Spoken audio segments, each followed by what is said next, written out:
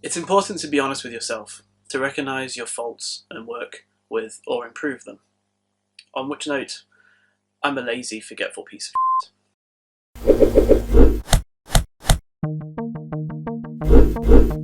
This is the motivation behind my travel charging go bag. First of all, I wanted to be able to have a bag that never gets emptied at home, that is available to take with me at a moment's notice and requires little or no effort to prepare. So I came up with this. First of all, let's talk about the case. This is the TwelveSouth BookBook CaddySack. Great product, terrible name. I'm a big fan of the BookBook range, but one of the things I love the most is that they can fit very easily on a bookshelf. The Caddy, please don't make me call it the CaddySack, has a dedicated spot on my shelf. It's the first thing I pack and the first thing I unpack, plus it looks sexy as hell. Opening it up, you'll hopefully see that I've tried to maintain a certain amount of order over my cables. Straight up, I hate cables. I hate having to carry them or use them. I hate strangling myself or tripping over them and breaking my neck. Wireless charging is great, but just like USB-C, it's not quite enough yet. So the heart of the go bag is the Anker Premium 5-port USB Type-C. Another great product with not a terrible name, but a wake me up when he's finished kind of name. With one unit, I can charge my MacBook Adorable, iPad, iPhone, Kindle, Apple Watch, battery pack, AirPods, etc, etc, anything I need. It uses Anker's IQ charging system for incredible charging speeds. Not all chargers are built equal. There are cheaper chargers out there and, make no mistake, they will f your battery like a 2-bit hooker and leave it in the street like the dirty whore you are for buying cheaper electronics. Anker's technology checks the maximum amount of power your device can handle, and it gives it everything it can take and not a bit more, like a gentleman.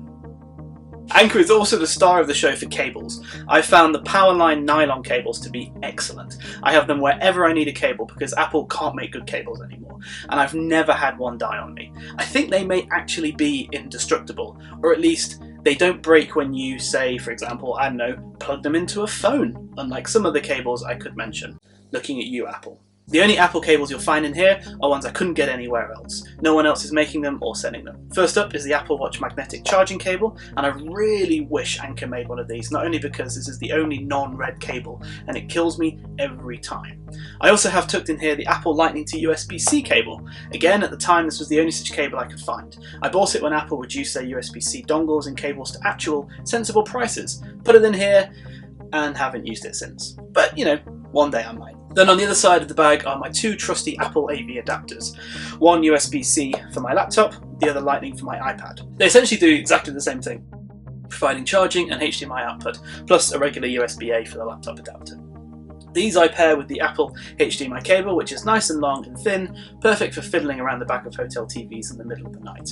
I carry both of these with me because I often find hotel Wi-Fi to be, well, let's be fair, useless. For no reason I can really understand sometimes only my iPad or my MacBook Adorable will connect, so I use both because one is none. So yeah, that's the box.